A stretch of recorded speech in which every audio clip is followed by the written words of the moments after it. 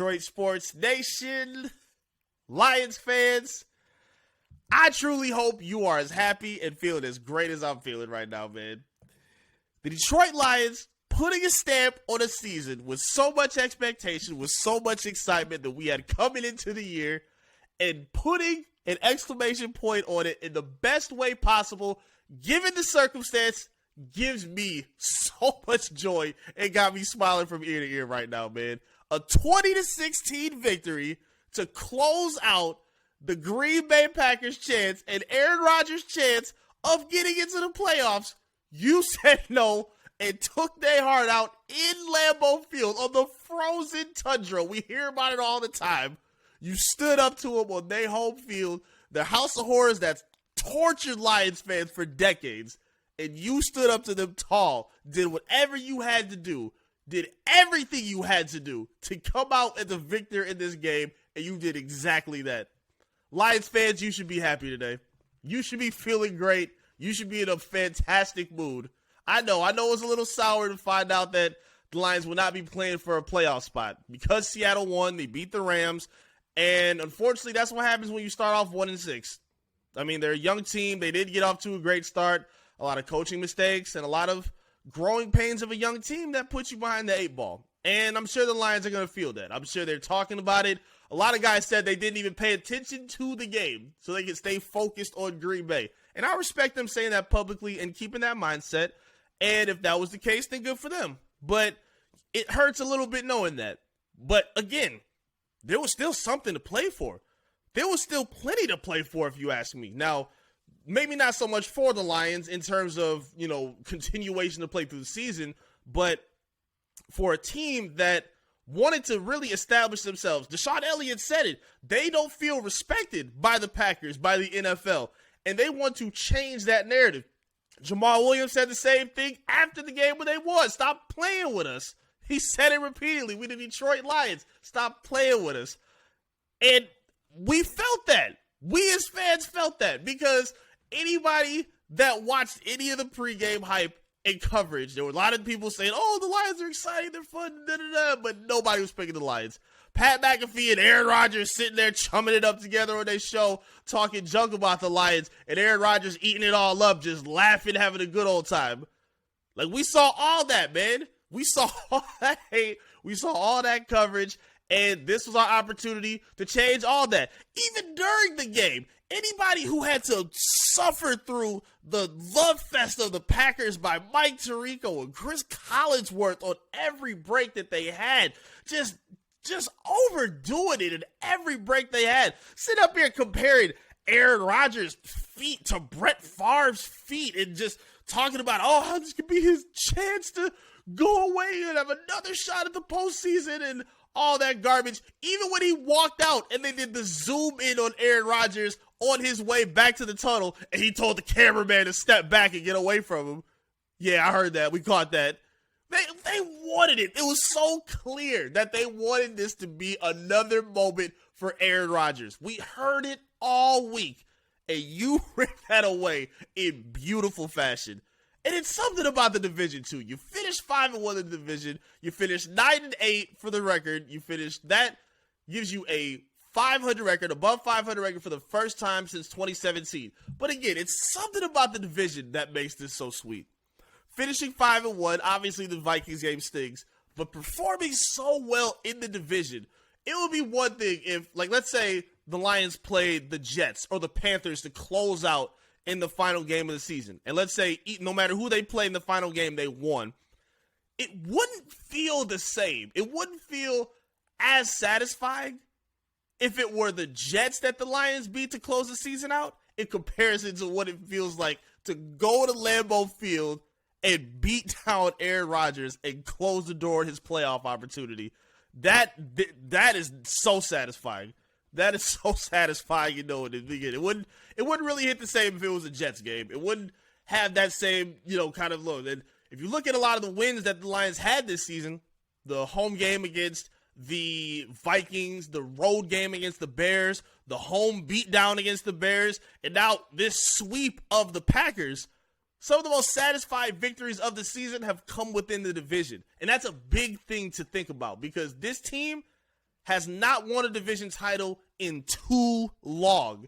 That has to change. You want to check off these little benchmarks for this young team. Like, you want to be able to finish 500. You want to win division titles. You want to host a playoff game at home. You want to be able to do these things to help build up for that foundation. And I think that's going to happen. I think you're seeing that for them. I think even without getting into the playoffs, they're still playing in big game scenarios where they had to win to stay alive to have a chance to get to the playoffs. And they did. They didn't win all their games. You won the last 8 of 10. Those 2 losses hurt, but they played good football outside the Panthers game. Probably that was the ugliest game they played through this stretch. Outside of that, they've been playing some pretty good football for these past several weeks. And I'm very impressed with it, man. Again, this is on the back of a young, budding foundation that is built by Brad Holmes. Beautifully see these young rookies play so great. These young second-year players playing fantastic. Jared Goff having a revival season for his career after people wrote him off, myself included, in that trade from the Rams. I didn't have a lot of high hopes for Jared Goff. I didn't think he really, I didn't think he was going to be much more than a bridge quarterback. But he has performed. He has outperformed his expectations. The rookies have outperformed their expectations. And I said it, if you play on a primetime stage, it reworks some narratives and some mindsets for the young players. It helps these guys. Aiden Hutchinson, I think, should be going into next season with a sky load of confidence right now. He should be super excited for what he can do next season. Knowing what you can add to this defensive line in the draft with the number 6 pick and knowing the steps that he can take in his second year. Finishing with the way he did today, 2 sacks, giving him 9.5 sacks on the year, 3 interceptions, 2 fumble recoveries. To me, again, I think he should be leading the Defensive Rookie of the Year voting. I truly believe that. I know Sauce Gardner has been the odds-on favorite throughout the season. I think Hutch has caught him at this point because Hutch is affecting different parts of the game. Sauce is elite at one part of defense, and I'm okay with that. That's great, especially for a rookie cornerback. But for me, you see Hutch making plays in coverage, making stops in run support, getting to the quarterback in a plethora of different ways, creating opportunities for the other members on the defensive line as he takes on double teams, as he gets held. Like, those things show his impact, and the way he played today shows it. And I think the way he dominated today really put some people on notice. They zoomed in on him a lot. They gave him a lot of FaceTime and gave him a lot of love. And it was because he was playing well. If he wasn't playing well, they wouldn't be giving him no FaceTime. They would say, "What's going on with Hutch?" And they would move on. But clearly, he was popping off the screen for a reason and had one of the best games of the year at a perfect time. So this was huge for him, man. This was a huge season for Hutch. Without question, validated that number 2 pick. It shouldn't be a discussion at this point. Anybody who wanted Kayvon, anybody else who wanted anyone else besides, that should be a dead conversation at this point.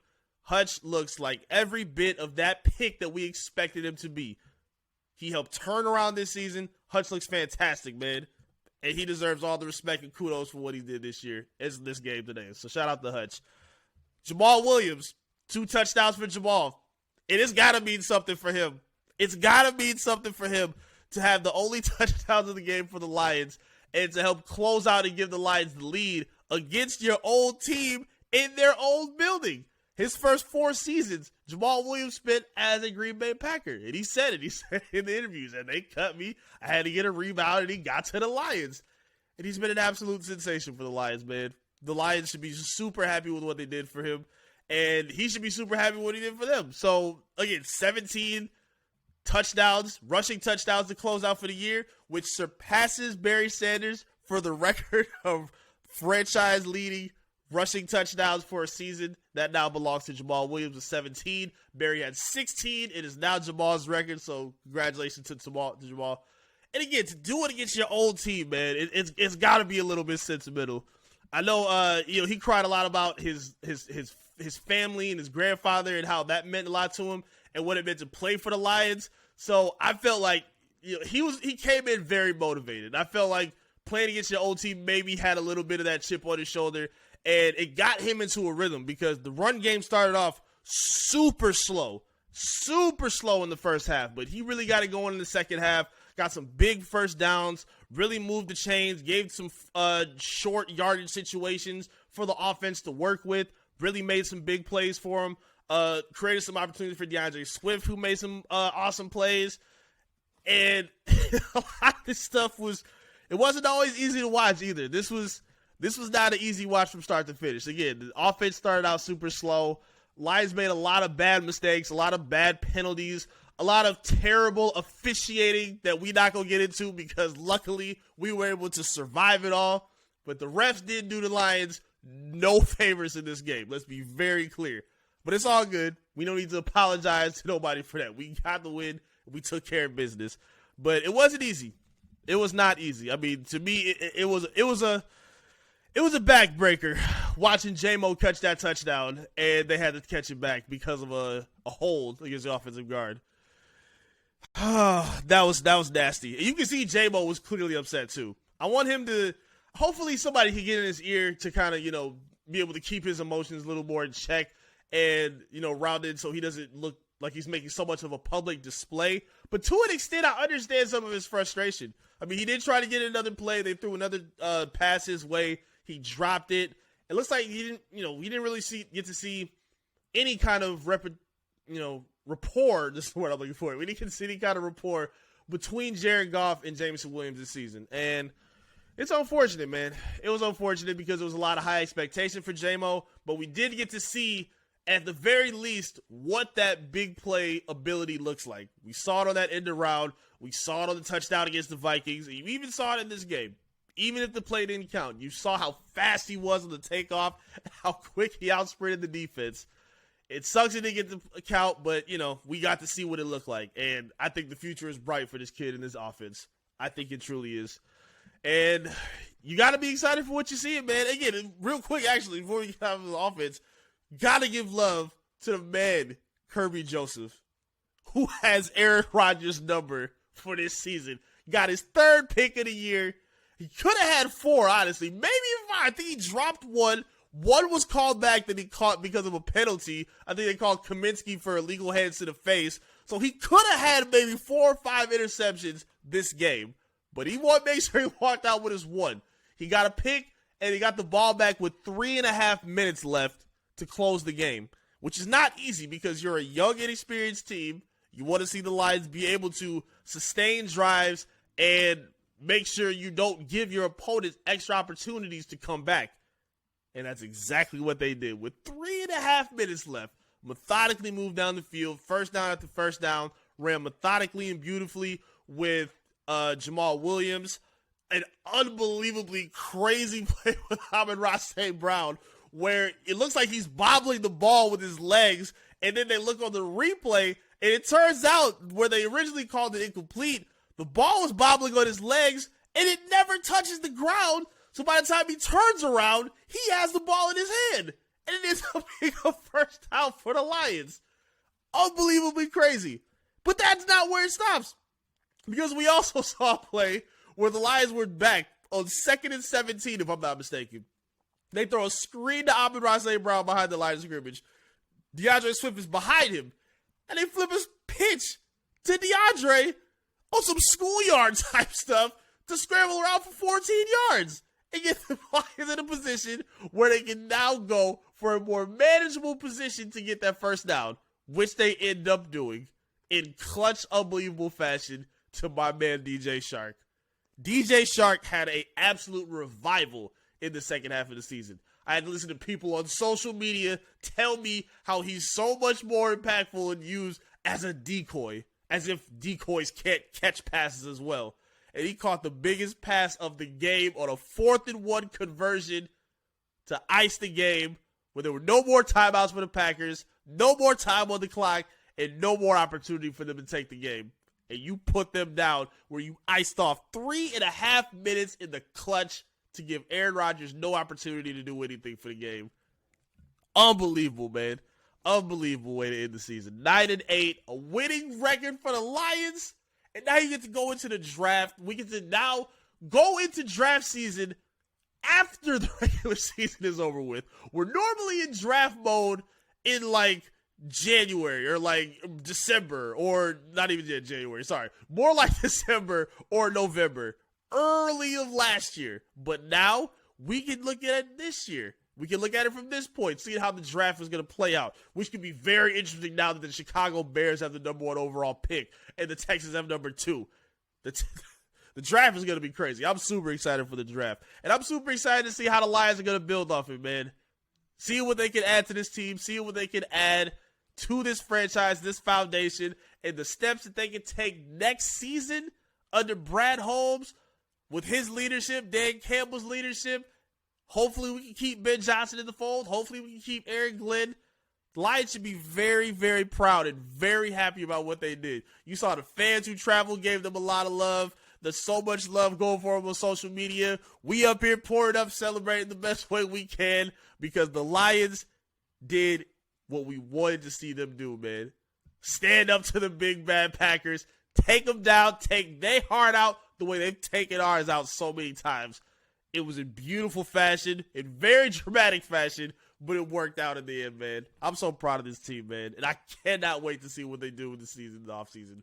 It's going to be fantastic. Talk to me in the comments. I'd love to hear from you, Lions fans, Packers fans. If you're mad, make your way in the comments as well. I'd love to hear from you.